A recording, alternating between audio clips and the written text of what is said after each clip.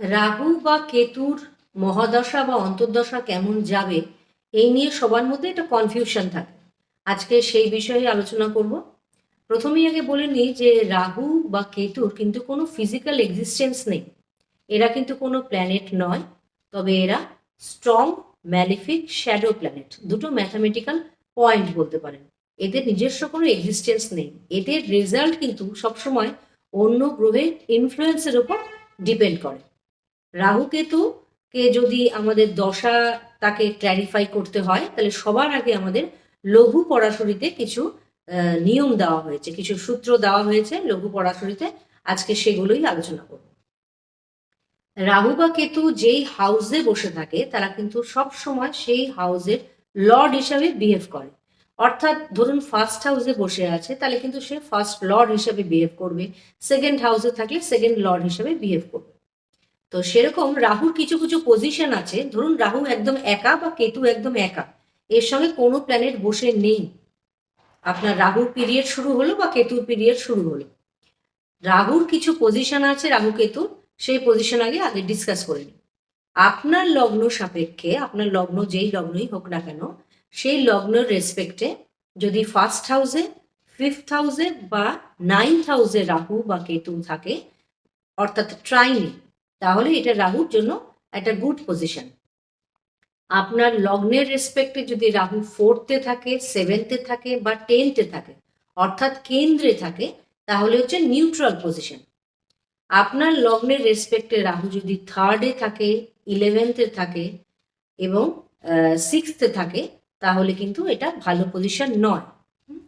আর second, 12 এবং 8th হাউসে যদি রাহু থাকে, তাহলে সেটা একেবারেই নেগেটিভ পজিশন। এটা আমরা আলোচনা করছি যদি আপনার রাহু একা থাকে।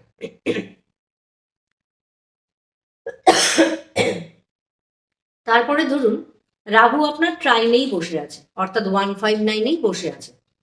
তারপরে দেখা গেল যে রাহুর উপর ইনফ্লুয়েন্স করছে বা রাহু এমন গ্রহের সাথে বসে আছে যে আপনার 159-এরই লর্ড, অর্থাৎ আপনার ফার্স্ট লর্ড, ফিফথ লর্ড বা নাইন্থ লর্ড, অথবা ফোর্থ লর্ড, সেভেন্থ লর্ড বা 10th লর্ড। এদের সঙ্গে রাহু হয়তো একসাথে বসে আছে অথবা তারা দৃষ্টি দিচ্ছে। তাহলে কিন্তু রাহুর দশাতে, রাহু বা কেতু একসাথেই বলছি, রাহু বা কেতুর দশাতে কিন্তু আপনি ভালো রেজাল্ট পাবেন। অর্থাৎ রাহু আপনার ট্রাইন পজিশনে বসে আছে, যে পজিশনগুলো ভালো বললাম সেখানেই বসে আছে, এবং আর 159-এর লর্ডের সাথেও একটা রিলেশন তৈরি করছে, অথবা 4, 7, 10th লর্ডের সাথেও রিলেশন করছে। রিলেশন ইন দ্য সেন্স, হয় তাদের সঙ্গে বসে আছে অথবা সেই ধরনের প্ল্যানেটগুলো তাকে দৃষ্টি দিচ্ছে। তাহলে কিন্তু রাহু বা কেতুর অন্তর্দশাতে বা দশাতে আপনি ভালো রেজাল্ট পাবেন। এবার ধরুন রাহু যেখানে বসে আছে সেখানে রাহু হয়তো 159-এই বসে আছে, কিন্তু রাহু রিলেট করলো থার্ড লর্ডের সাথে বা সিক্সথ লর্ডের সাথে বা 11th লর্ডের সাথে, এদেরকে ত্রিশাডায়া লর্ড বলা হয়। তাহলে কিন্তু রাহুর দশা বা অন্তর্দশাতে আপনি ভালো রেজাল্ট পাবেন না। রাহুর পজিশন ওয়াইজ রাহু যদি সেকেন্ড লর্ড এবং সেভেন্থ লর্ডের সঙ্গে কানেকশন করে, সেকেন্ড এবং সেভেন্থ হচ্ছে আমাদের মারক, মারকেশের সাথে যদি কোনো রকম রিলেশন তৈরি করে, তাহলে কিন্তু হেলথ ওয়াইজ আপনি রাহু কেতুর দশাতে যথেষ্ট রকম ট্রাবল ফেস করবেন। আবার রাহু কেতু যদি আপনার 12th লর্ড বা আপনার 8th লর্ডের সাথে কানেকশন করে, তাহলে কিন্তু রাহুর দশা এবং অন্তর্দশা খুবই খারাপ যায়। একমাত্র রাহু যদি ট্রাইনে থাকে, অর্থাৎ 159-এ থাকে এবং 159-এর লর্ড অথবা 4, 7, 10th লর্ড কেন্দ্র লর্ডের সঙ্গে রিলেশন করে, তাহলেই আপনি রাহু কেতুর দশা বা অন্তর্দশাতে একটা গুড রেজাল্ট পাবেন, এবং গুড মানে হিউজ গুড, ভালো রেজাল্ট পাবেন।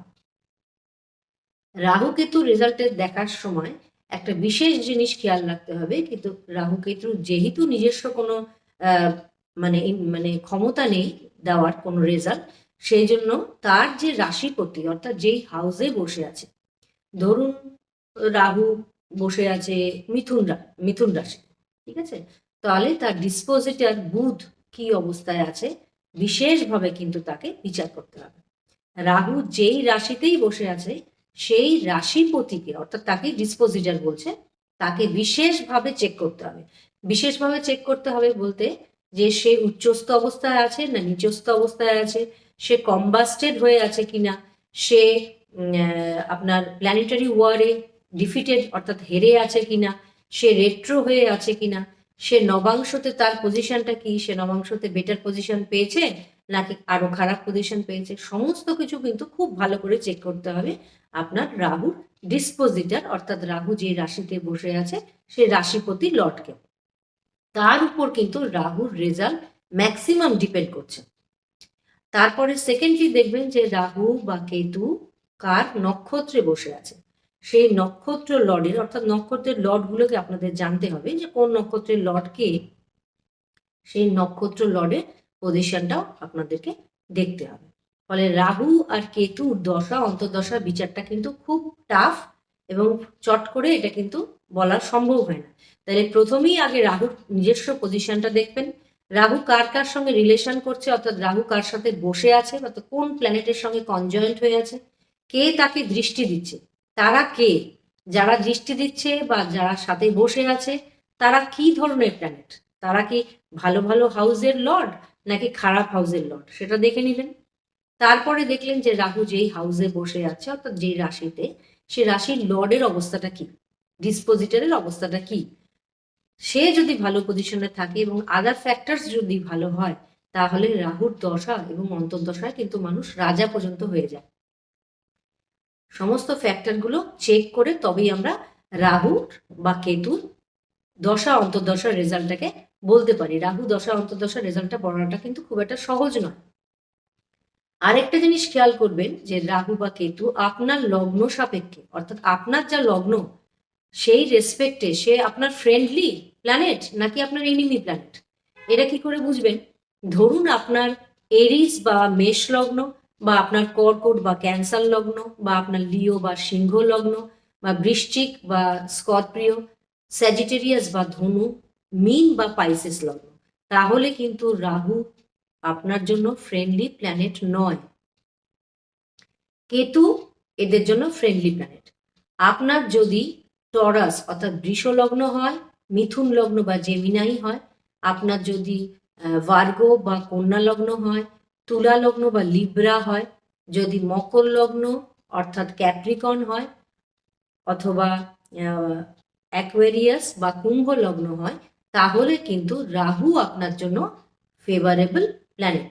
তাহলে প্রথমেই আগে দেখবেন স্টেপ বাই স্টেপ যে আপনার লগ্ন কি, আপনার লগ্ন কি দেখে নিলেন, সেই লগ্নের রেসপেক্টে রাহু আপনার ফ্রেন্ড না এনিমি এটা আগে দেখে নিলেন, এটা প্রথম আপনার বিচার হয়ে গেল। সেকেন্ড বিচার দেখবেন রাহু কোন হাউসে বসে আছে, সেই হাউস রিলেটেড একটা এফেক্ট আপনার আসবেই। সেকেন্ড হাউসে বসে থাকলে টাকা পয়সা রিলেটেড প্রবলেম আসতে পারে বা আপনার ফ্যামিলি রিলেটেড প্রবলেম আসতে পারে। সেভেন্থ হাউসে বসে থাকলে স্পাউস রিলেটেড সমস্যা আসতে পারে, বা আপনার 10th হাউসে বসে থাকলে চাকরির দিকে সমস্যা হতে পারে। সমস্ত কিছু খুব ভালো করে দেখবেন যে কোন হাউসে বসে আছে, কার কার সঙ্গে রিলেশন করে নিচ্ছে, কে তাকে দৃষ্টি দিচ্ছে, সবকিছু দেখার পর তার ডিসপোজিটর অর্থাৎ তার রাশিপতি এবং তার নক্ষত্রপতি কি অবস্থার মধ্যে আছে। মোটামুটি যদি অ্যাভারেজ অবস্থার মধ্যে থাকে তাহলে আপনি একটা অ্যাভারেজ রেজাল্ট পেয়ে যাবেন। এই জন্য আমি ব্যক্তিগতভাবে রাহুর দশা বা অন্তর্দশাকে অনেকেই দেখেছি যে একটা গোমেদ পড়ে নেন বা কেউ একটা কেতু অন্তর্দশাতে ক্যাটসাই পড়ে নিল। আমি ব্যক্তিগতভাবে রাহু বা কেতুর কোনো স্টোন অর্থাৎ আপনার গোমেদ অথবা ক্যাটসাই পড়াটা খুব একটা সাপোর্ট করি না, এটা একদম আমার ব্যক্তিগত মতামত। এই জন্যই এরা কিন্তু ন্যাচারাল ম্যালিফিক প্ল্যানেট অর্থাৎ ন্যাচারালি এরা নেগেটিভ প্ল্যানেট। আপনি একটা নেগেটিভ মানুষকে যতই ভালো পজিশনে রাখুন না কেন তার মধ্যে কিন্তু নেগেটিভ কোয়ালিটিটা থেকেই যায়। আবার একটা যদি খুব ভালো মানুষ অর্থাৎ যে পজিটিভ প্ল্যানেট শুভ প্ল্যানেট, জুপিটার বলুন, ভিনাস বলুন, মার্কারি বলুন, এরা হচ্ছে শুভ প্ল্যানেট, এরা যতই খারাপ পজিশনে থাকুক না কেন এরা কিন্তু একদম কখনো অশুভ রেজাল্ট দেয় না। ফলে যখন ন্যাচারাল ম্যালিফিক প্ল্যানেটকে আপনি পাওয়ার দিচ্ছেন তখন সেটা কিন্তু দেওয়াটা আমার মতে ঠিক না, তার থেকে বেটার রাহু বা কেতুর অন্তর্দশা বা দশাতে যদি তাদের ডিসপোজিটারকে আপনি পাওয়ার দেন, ডিসপোজিটারটা দেখে নেবেন যে সে আপনার ফ্রেন্ড না আপনার এনিমি, বা তার নক্ষত্রপতিকে দেখবেন যে সে আপনার ফ্রেন্ড না এনিমি। তাদেরকে যদি পাওয়ার দেওয়া যায় তাহলে আমার মনে হয় রাহু বা কেতুর দশা অন্তর্দশাটা বেটার হতে পারে। এটা একদমই আমার ব্যক্তিগত মতামত, স্টোন প্রেসক্রিপশনটা যে যার ব্যক্তিগত হিসেবেই দেয়। তবে রাহু বা কেতুর দশা অন্তর্দশাটা এইভাবে বিচার করতে হয়, তবেই আপনি রাহু কেতুর দশা অন্তর্দশাটার একটা ফলাফল বুঝতে পারবেন।